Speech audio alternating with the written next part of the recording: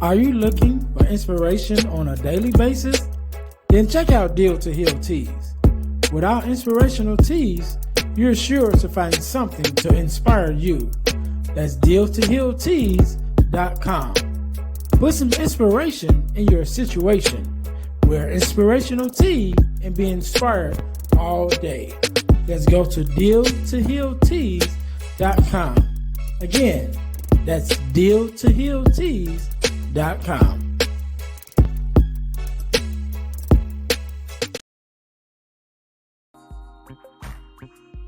Hey guys, if you're enjoying this podcast, then I know you'll enjoy the Girl Dad Discussion Podcast. I'm your host, Earnest James, and I believe the relationship between a daughter and her father is one of the most important relationships a young lady can have.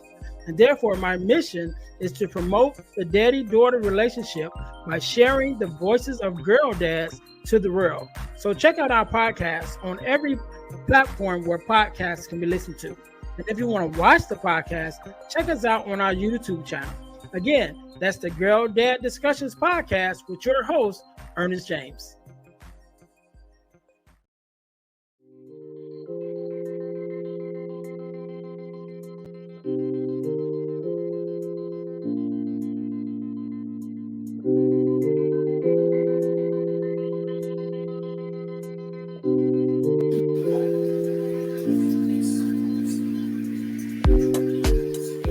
All right, can you hear me, Erv? Yep.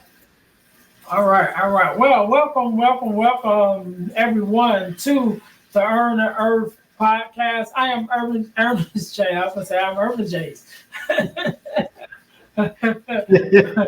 I am Ernest James. And I'm Ervin James. And this is the Earn and Erv Podcast. And I forgot our opening. I forgot our whole intro. We have practiced so many times that I forgot it. Anyway, so we just gonna jump right in. Our mission is to have the conversations that will change our communities, because it is our belief that a strong family is the foundation of a strong community. Thank you guys once again for tuning in to the Earn and Erv Podcast. If you haven't already, make sure that you listen, like, subscribe, and share to our podcast on all of your podcast listening platforms, as well as our new YouTube channel. Make sure you guys go check that out. We changed our YouTube channel from just being a one podcast channel into a podcasting network. We're now under the channel, the Deal to Heal Podcasting Network. Again, that's Deal to Heal Podcasting Network.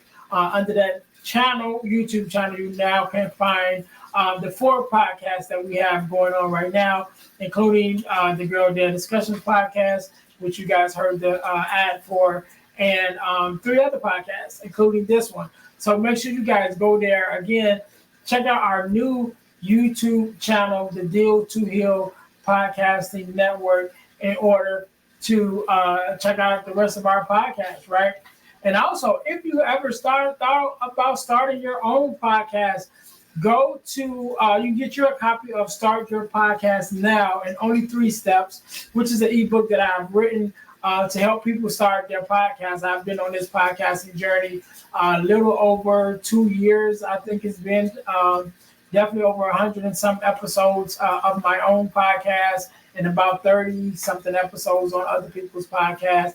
So people always ask me, how do I start a podcast? So I wrote the ebook, Start Your Podcast Now, in only 3 steps. So if you guys are interested in starting your own podcast, the link is down below, but you can go to ebooksbyejames.com. Again, that's ebooksbyejames.com in order to get your copy of Start Your Podcast Now ebook. So now that we're here, Ervin, how are you doing today?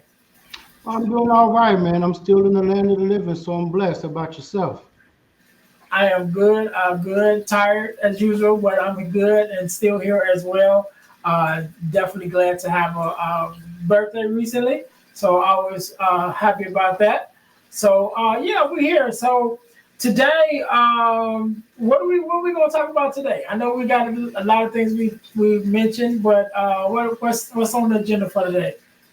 Well, today we're going to talk about are your children ready for the workplace? Are they ready for this adulthood thing that we call adulthood? What you think? You think your children ready, Ernest? Definitely not. Definitely not. But ready or not, they're in this space now where they have to be ready. They have to get ready, right? Because they're in it now.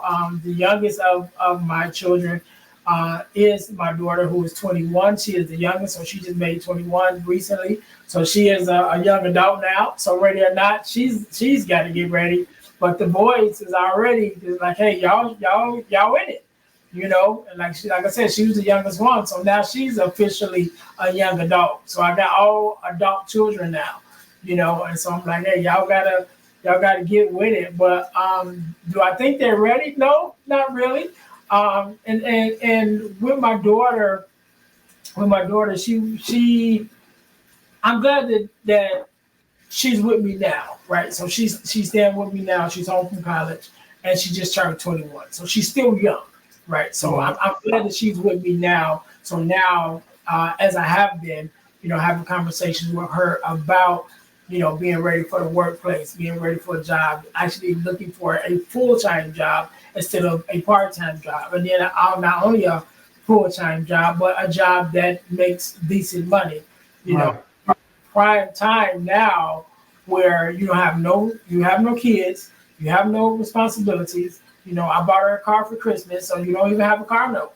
And so that means that That's you a have blessing. full opportunity right here to set your life up exactly how you want it. Especially financially because you have no responsibilities. You know what I mean? And so, but again, with her being young, like I said, she's only 21. Um, she does have some not responsibility, but she just does have some idea of what she wants as far as taking care of herself. But I'm trying to get her to look at the bigger picture. It's like, all right, it's more than just having enough money to put gas in your car and go get something to eat. You Right. know what I'm saying?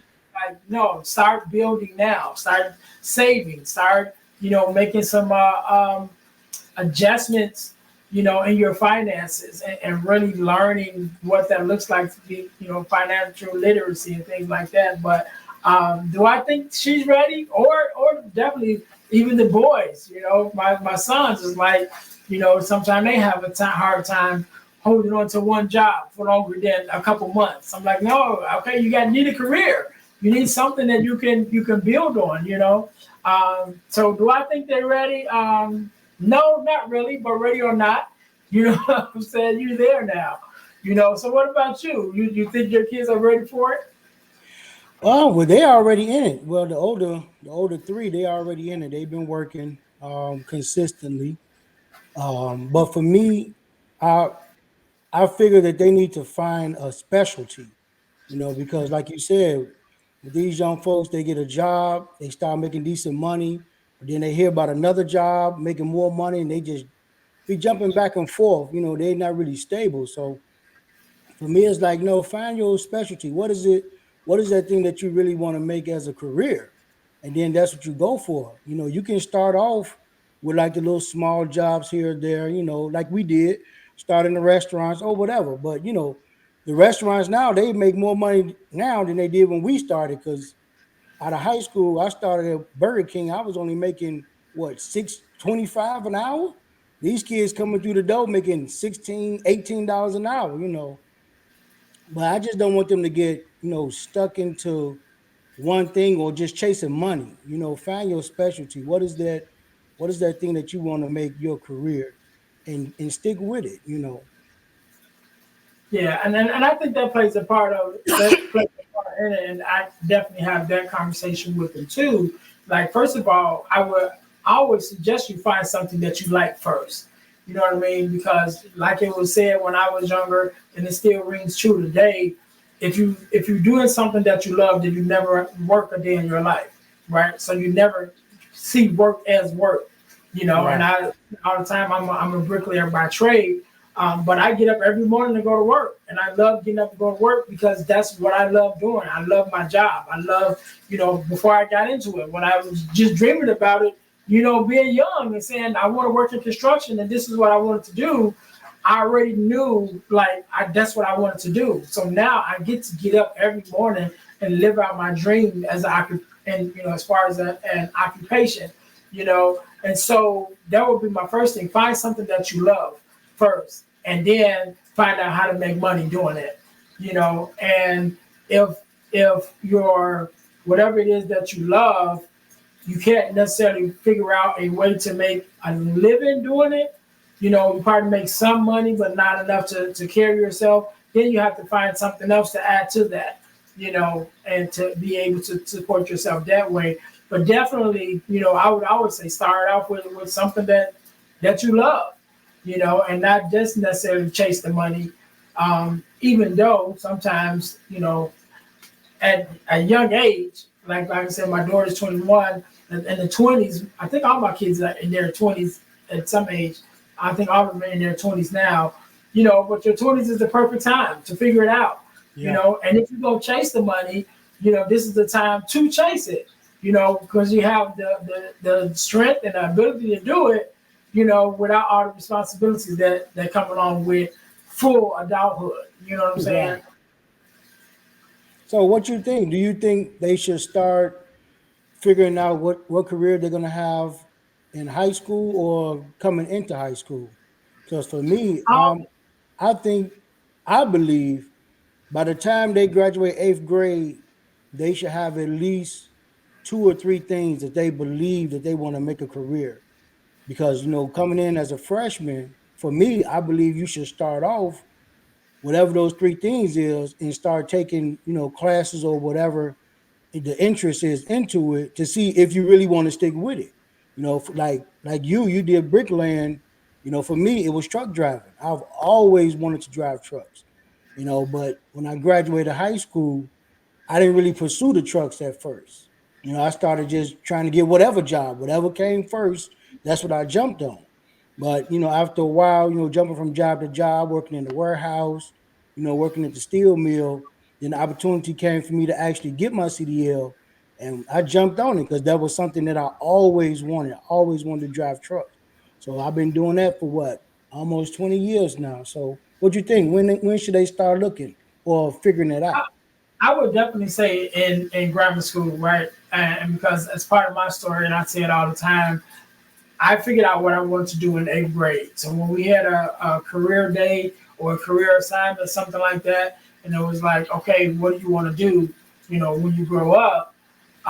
First of all, I already knew I wanted to work in construction. So just by being the child that was always building stuff, I built a clubhouse, when we were little. I built the clubhouse. I built a go-kart. You know what I mean? So I was always like building stuff anyway. So I already had an idea like, what? I love building stuff. I love making stuff. So I want to go into construction. So I already knew that. But when this assignment came around, then I really had to dive deep into it. Like, okay, what does that really look like? What are the occupations in construction? And that's as I began to go through the different trades as seeing what the different trades were: electrician, bricklayer, carpenter, all these different trades within the construction industry. When I came across bricklaying and I've seen it, I started reading up on it. I was like, that's it. That's the one I want to do. And so I already knew that coming into high school.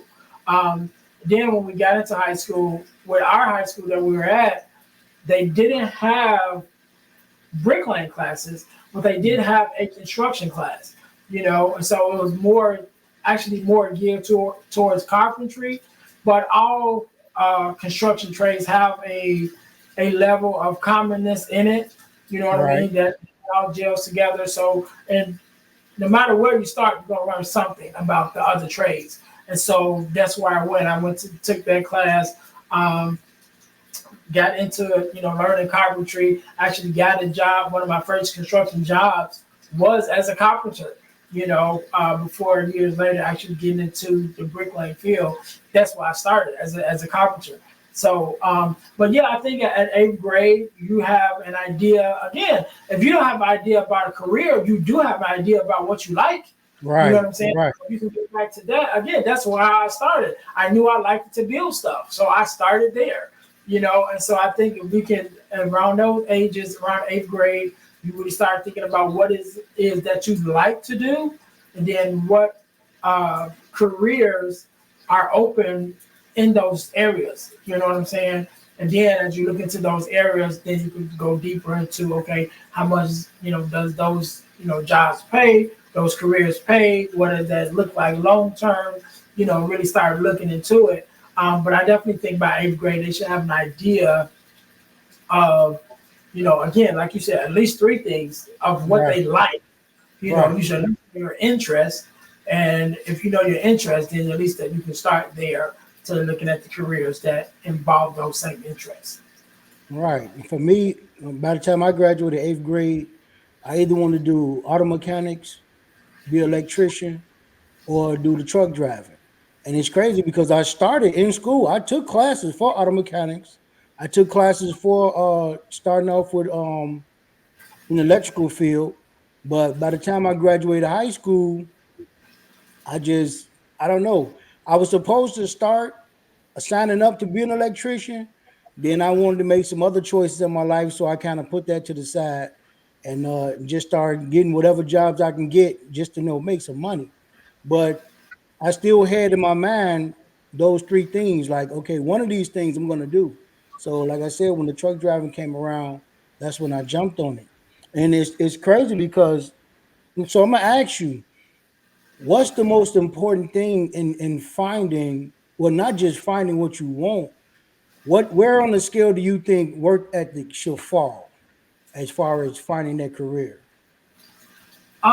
Work ethic is right at the top, right, and that's regardless of any career or just even if it's not a career, just a job in general, right? The work ethic plays a part because if you don't have the work ethic, you can't even hold a job. You know what I'm saying? And I know that even as especially young kids, you know, even we're gonna even talk about this about what is the age. I know the legal age that you can get a job, but I Right. remember having the conversation with my wife at the time when our sons got old enough to work. She didn't want them to work, and I'm like, no, this is the perfect time for them to work. Like they're 16 years old. Oh This is the yeah. perfect because now that's what builds their work ethic. Now they can work. Now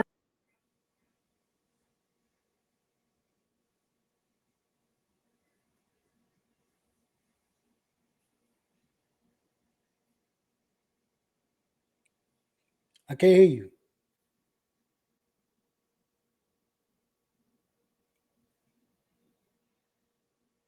Mm-mm.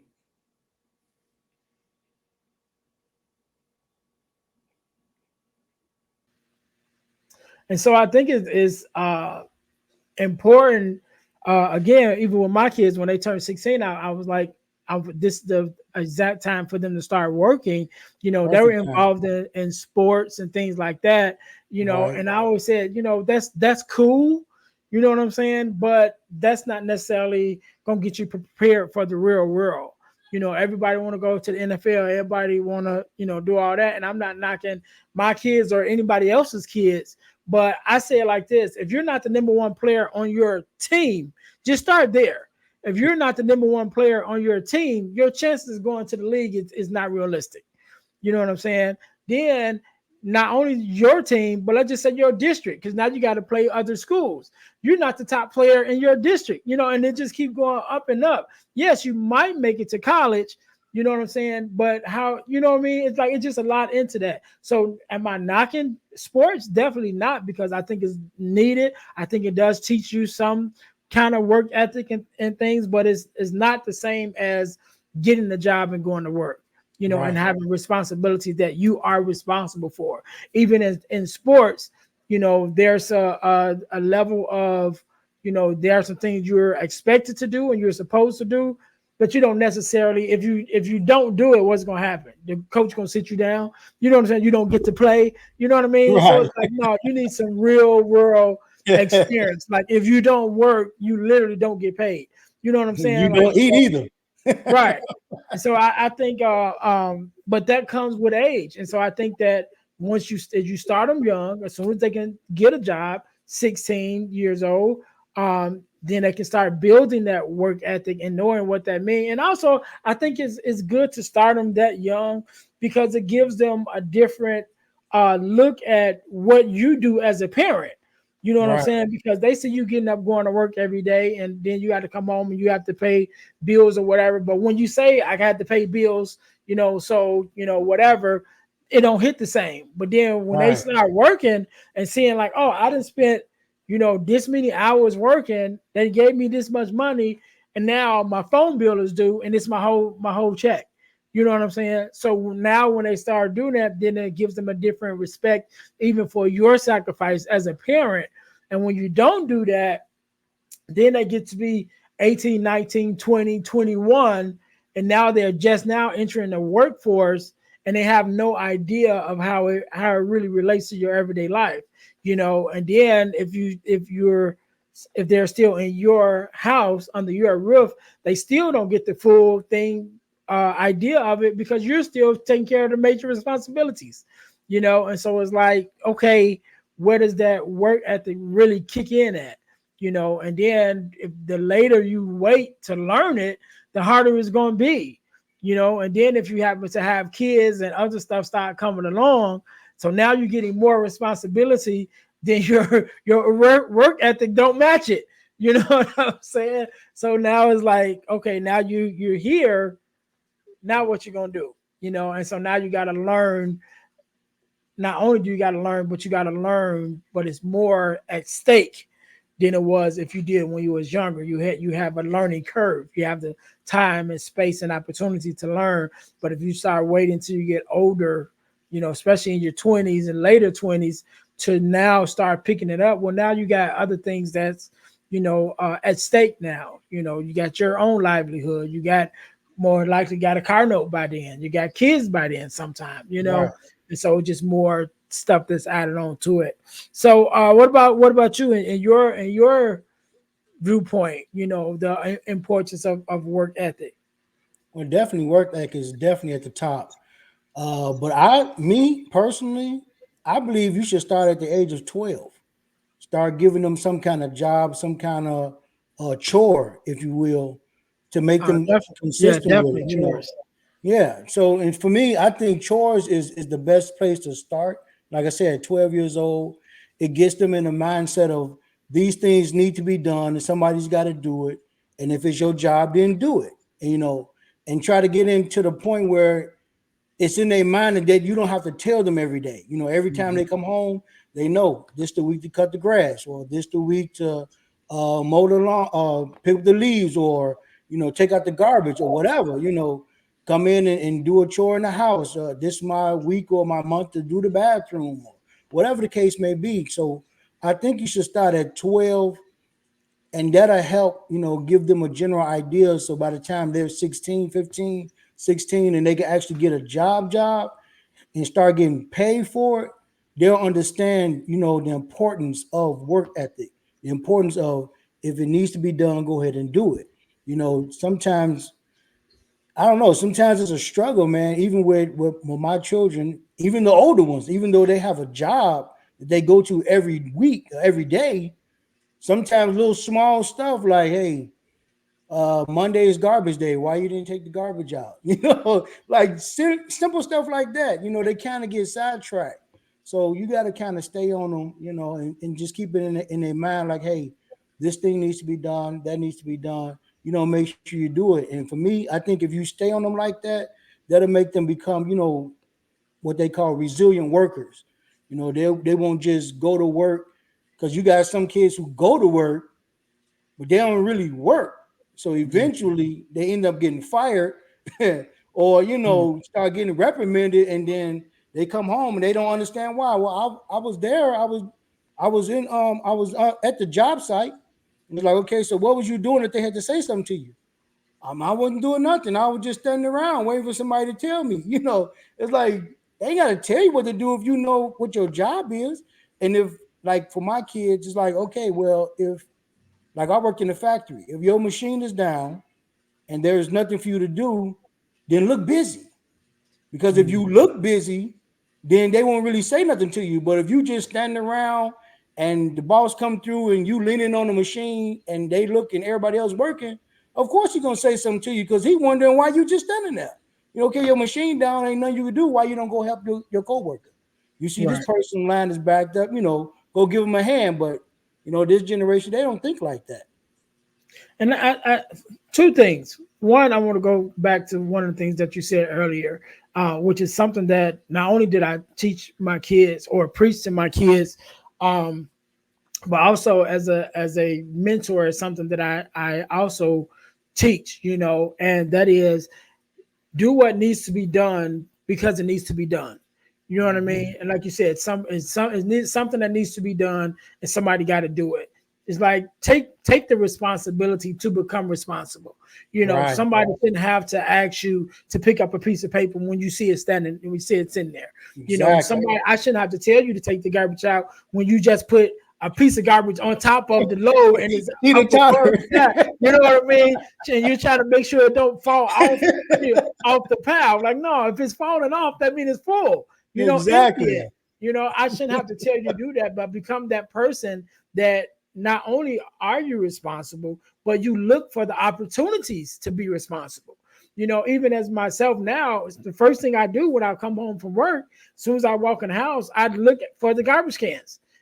Just automatically every day. You know, I come in, Automatically. okay, I'm home. First thing I do is look to see does the garbage need to be taken out. You know, and even things like that, because to me, it's like, all right, before I get relaxed, while I'm still in work mode, let me do what needs to be done around the house. You know, so when I say, okay, I'm cool, now if I get to, you know, take my shower and chill, then I can take my shower and chill. And you ain't got to come behind me and say, oh, Exactly. the garbage needs to be taken out, or, you know, this needs to Exactly. be done, that needs to be done. But I think, you know, again, we start them young with that mindset of, you know, do what needs to be done because it needs to be done. You know, nobody should have to tell you. If you see it needs to be done, just do it. You know, and that mindset will help you so much, not only in your career, but it helps you so much in life. When you just see something that needs to be done and you just address it just because it needs to be addressed. And the other thing, what you were talking about with the resiliency in the workplace, that's definitely a thing, you know, especially for the young kids, because it's like, hey, you know, why you didn't go to work today? Oh, I was tired. Okay. Right. You know what I'm saying? Like, what that got to do with it? You know what I mean? Well, I didn't feel good. Okay, what that got to do with it? You know what I mean? It's like that you still have a responsibility, and that's going to catch up with you sooner or later. And then, like you Yeah. said, when you start not doing the work when you're at work, or you start calling off and all these things, then you end up getting fired, or you quit because you don't like how things is going. So you quit and jump to another job, you know, and again, that's dealing with that or not dealing with that resiliency that we talked about. You know, it's like, no, you need to be a resilient worker. You need to know what it is to hang in there, even if it's a job that you don't like, you know, especially when you're young, it Exactly. don't matter that you don't like it. And that might even be a better place for you to be in a job that you don't like, because you learn how to deal with conflict. You learn how to do your job under pressure. You know, you Yeah. learn all this other stuff that is going to make you more valuable as an employee, you know, for the next opportunity that comes along that might just be better for you, but not just jumping from job to job just because, you know. But again, dealing with that resiliency, you know, that we have. But I wanna ask you a question though, because right now, especially, and I'll just say even with my daughter, because our kids is around the same age, some of them, you Right. know, and again, Ashanti just turned 21. So, you know, I know you some of your kids around that same age. Hmm. And as far as I know, you know, she's not necessarily interested in the clubs scene as far as like clubbing, Right. but it's still the kicking it. You know, you might not be in a club, but you still want to, you know what I'm saying? Right. You still want to get out and do whatever. And they you know, when they're young, you have that idea of, you know, the career versus the club. You know what I'm saying? It's like, okay, which one is it? Do I go to work tonight, or do I, you know, go to the job? And I remember I was working at a factory, and it was a kid had got hired there, And this was a couple years ago. So right now, like minimum wage in some places is like $15 or something like that. But this was years ago before it was even that high. And it was maybe $6, $7 or something like that. But this job that I was working at was starting you off at $15 an hour. Okay. And so this kid had got hired. He was 19 years old, fresh out of high school, first job out of high school. He's making, $15 an hour. You know what I'm saying? And he's working, but we having this conversation every day because his friends is calling him on his cell phone and talking about how much fun they're having. And he's like, oh man, my friends are having so much fun and I'm here at work and whatever. I'm like, dude, your friends are broke. You know what I'm saying? Like you're making the type of money that some adults is not even making. And this is your first job. Like if you're able to stick this out and really learn, even if you just stay here and learn, it's only going to go up from here. I'm like, but if you leave here, and mess up this opportunity and then end up going to like McDonald's or something, again, you going back down to like $6-7 an hour. And then you have plenty of time to hang with your friends. Exactly. You know what I'm saying? But you're gonna be broke. You know what I mean? I'm like, dude, you gotta look at the overall picture. You're like, yeah, your friends are having fun right now, but you'll be having even more fun when you got more money to spend to do whatever you want to do, And that kid ended up quitting. He was like, no, I want to go hang with my friends or whatever. And he ended up quitting that job. And I haven't seen him since then. So I don't know how he's doing. But I was just trying to get him. It was probably like 3 days we were having this conversation. I'm like, dude, do not quit this job. Because mind you, I was in my 20s at this time. And that was the most I had got paid, and I was, like I said, I'm about a good almost 10 years, not 10, but I was a good 6 or 7 years older, than this kid. And I had already been working about 6 or 7 years. And I'm like, dude, it took me 6 years to get here. And you just got here straight out of high school. Exactly. I'm like, dude, you understand the opportunity that you have to be able to start to build your life, especially without responsibilities. You still ain't got no responsibilities. So you got it's all up from here. You know what I mean? But unfortunately, he didn't get it.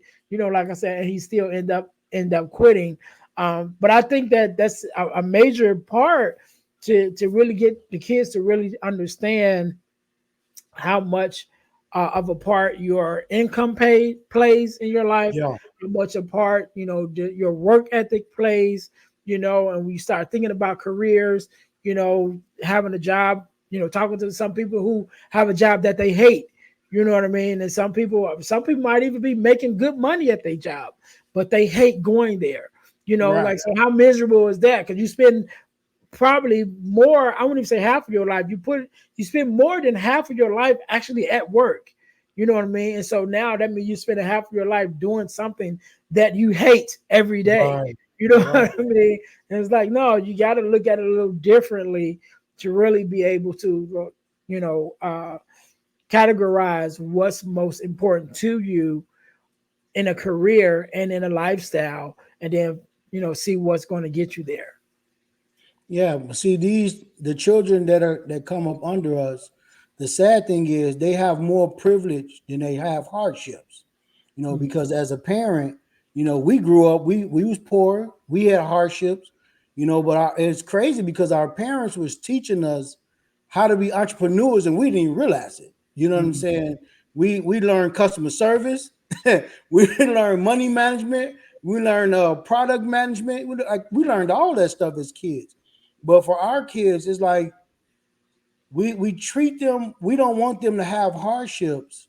So we almost give them everything, not necessarily everything they want, but a lot of what they want. But we don't really let them see the value that it takes, the hard work that it takes, that they are able to get what they want. Like you said, they see us go to work every day. They hear us talk about going to work every day and paying bills, but the understanding of the reality of it, they really don't understand it. I mean, it's because for us, it's like, well, we don't really want to put that burden on our kids. But the only way they're going to understand it is for you to show them what it really means. Show them how fast that check was $1,000 Friday, come Sunday, you just about down to $30 because you trying to make sure all the bills are paid. You know, I always tell them, I said, look, this light, this gas, this water, it don't pay itself. This mortgage, it don't pay itself.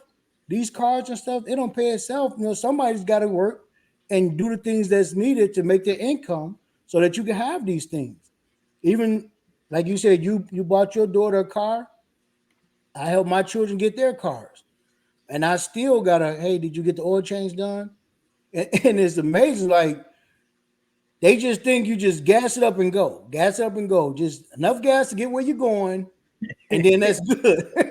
It's like, no, you got to check your fluid, you got to check your oil, make sure your oil get done. You got to check your air pressure. You know, I come out there sometimes because I make it a habit. Growing up, I always maintain all my stuff. So every time I come outside, and I guess it's through the truck driving thing, when I'm walking up to my vehicle, I'm viewing it. I'm looking at the tires. I'm looking around, see if there's any scratches or, just a habit that I have. So I do the same thing to their cars. And when I walk out there, I'm like, hey, you know your tire on the flat? They have no idea. It's like, so it made me wonder, like, well, how long was it on the flat? You just driving around and you ain't even checking your vehicle. Right. You can't tell that it's not driving right. You know what I'm saying? Like the wheel ain't shaking, But it's just crazy. And I think it's because they're so used to just having. So I think we really need to dial back and really start not necessarily giving them hardships, but really, really in tune them into what it takes to have something and what it takes to keep it. Because you can get anything, but it takes a lot to keep it. You can go buy a car, but if you don't take care of it, you ain't gonna have it too long. Same thing with a house. You can get a house, but if you don't pay the bills, you ain't gonna have that too long. So I think we need to kind of dial back and really start teaching these kids the more important things of value in life and start really just giving them everything they want. Yeah. And I think what you said about giving them hardship, I don't even think you have to give them hardship. You just give them responsibility. You know what I mean? And that comes with a level of I don't even want to say hardship with that, but it comes with a level of responsibility, when you start, getting becoming a responsible person. That's just some things that you got to do. You know what I'm saying? And so you mentioned about us growing up, because I remember having a conversation, and you mentioned about us growing up and everything that we learned as far as being entrepreneurs, because we used to sell candy and different merchandise growing up, right? And so for the listeners, I'm sure this is in all the major cities, but definitely in Chicago, when you would come off the expressway, you're getting off the expressway to come back into the regular parts of the city, and you come off the expressway ramp, is always someone there that's used to, because now they start changing a lot of stuff. They make you get peddler's license and all this stuff. But you used to come off the expressway, and there would be people there on the side of the expressway that will be selling stuff, peanuts and T-shirts and banks and, ceramic statues and all of that. And that was what we did, as kids growing up. That was our first job. Today? Right. And also selling boxes of candy at the supermarket. We'll walk to the supermarket, and when people come out or going in and say, hey, would you like to buy some candy, or whatever. And so we did that also. So again, those values that we learned from that, how to manage money, profits and losses, knowing that, okay, it takes $30 to get a 60-pound bag of peanuts that's going to make you 60 individual bags. And so you sell those 60, you take 30 and buy the next bag, and you got $30 profit. We learned all of that while we were young, because we were in the midst of it. We were doing it, and I remember even having that conversation, with my wife, with the older boys, was saying, hey, let's let them sell candy. And this the part that I thought was just even worse, when we had that mindset of not wanting your kids to go through what you went through. Our kids were in sports, right? And so as the sports, they would give them things to do for a fundraiser. Like my wife wouldn't even let them do the fundraiser. Like she would buy all the tickets. I'm like, no, you're taking away the opportunity for them to work. You know what I'm saying? Like they already don't have a job. They're playing sports. So this is their part of their sports, is to sell these tickets. And now you don't want them to sell the tickets. And I'm like, you're taking away an opportunity for them to grow up, for them to be able to learn those skills that even she learned when she was little, because she did the same thing as we did Right, with selling things, but she was like, no, I don't want right. them to do that. And I'm like, but you you have, and she's a very hard worker, right? Anybody that knows her knows she's a very hard worker. And I'm like, you're taken away a major part that made you have the work ethic that you have, was Exactly. because of how we grew up and the responsibilities that we had, and the opportunity that we had to sell things, and to learn that, to be able to do that. I'm like, but we're taking that away, the opportunity away. So now they're older, even now, like they don't even have the same work ethic, and I would tell her they don't work as hard as you work. You know what I'm saying? Like, but now they have to learn it, and then they're the older ones, they're boys, and I'm like, so now not only do you have to learn it for yourself, but now if you have children, if you get married, if you start a family, now it's not just you. Now you're responsible for a whole family. You know what I mean? And you have to have the work ethic to stick it out. You have to have the work ethic to get out there and go to work to take care of your family, because now it's not just you, but that's all stuff that they should learn as they go along. But unfortunately, sometimes we're not learning it at the early ages like we should. So we're stuck with that. And I think, as especially as being males, learning work ethic after in your middle 20s, to me, I feel like that's the worst. Like that's the Mhm. hardest time, because like you said, by that time it's possible you got a child. It's possible you got a girlfriend, or some people get married at a young age. I got married at a young age, but I had work ethic. We started working very, very young. Mom and dad used to have us out there, man, and man, we was out there more than a postman, and no matter what weather it was. But even getting married at a young age, I already had that work ethic. So when my children came along, everything that I needed to do, I was able to do it. They never had a hard day in their life, because their father had a serious work ethic that he got from his parents, you know. And I try to put that in them now, because I don't want them to wait until they have a family and now they're trying to figure out, oh, well, how do I make this work, or how do I fix this, or how do I do that? Because if they can't figure it out, guess what they're gonna do? They're gonna come back to mom and daddy. I did my part already. You know what I'm saying? You're supposed to be taking this mantle on your own. I help you out, but I ain't supposed to be carrying the load. So I think we need to really, really put that work ethic in them. Teach them the values of customer service, the value of money management, because they definitely don't have the money management. I don't understand it. They're single kids, children. I have 7 children, and they have less money than me. You know what I'm saying? I mean, make it make sense. I don't understand. But I mean, they coming along though. They coming along because our parents, they really instilled in us a lot of life values. And even though we grew up poor, man, I wouldn't change it for the world, because it made me, you, our siblings, it made us into the parents that we are today. It made us be able to survive, because it don't matter what happens. If you lose a job, we have the resilience. You know what I'm saying? It's like, I'm gonna make it happen. One way or another, I'm gonna make it happen. If I gotta go buy a box of Snickers or a box of M&Ms, or whatever, I'm gonna make it happen. And that's what I want, this generation to have. That I'm gonna make it happen. It got to be done. Somebody's got to do it, and I'm gonna make it happen. All right, all right. So we're gonna get ready to get out of here, Irvin. So before we go, I'll let you have the last word as far as a word of advice or something like that for our listeners. To the listeners, thank you guys once again for tuning in to the Earn Erv Podcast, where we try to have the conversations that are needed to help move our communities forward and our families. Definitely talking fatherhood, faith, and family. And so, Ervin, I'll let you have the last word. So give us a word to get us out of here. All right. So to the listeners who's ever listening or watching, if you have children or you think you're gonna have or want children in the future, one thing to keep in mind: teach them responsibility, teach them how to work, give them that work ethic.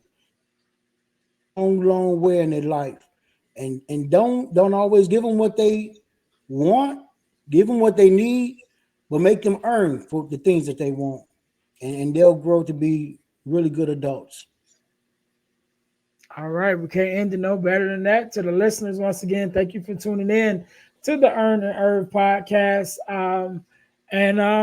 Yeah, that's about it. So until next time, y'all be blessed. We out of here.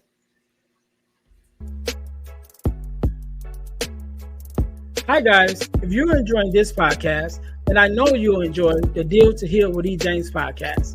I'm your host, Ernest James.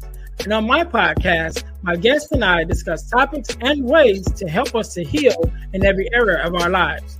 I believe that everyone can and should live a life that is whole, healed, and healthy. And therefore, I'm on a mission to help people to deal, heal, and fulfill, to deal with their problems, heal from the pain, and to fulfill their purpose. So check out our podcast. We're on Google Podcasts, Spotify, or even on Audible. And if you want to watch the podcast, check us out on our YouTube channel at Deal to Heal with E. James Podcast. Until then, see you soon.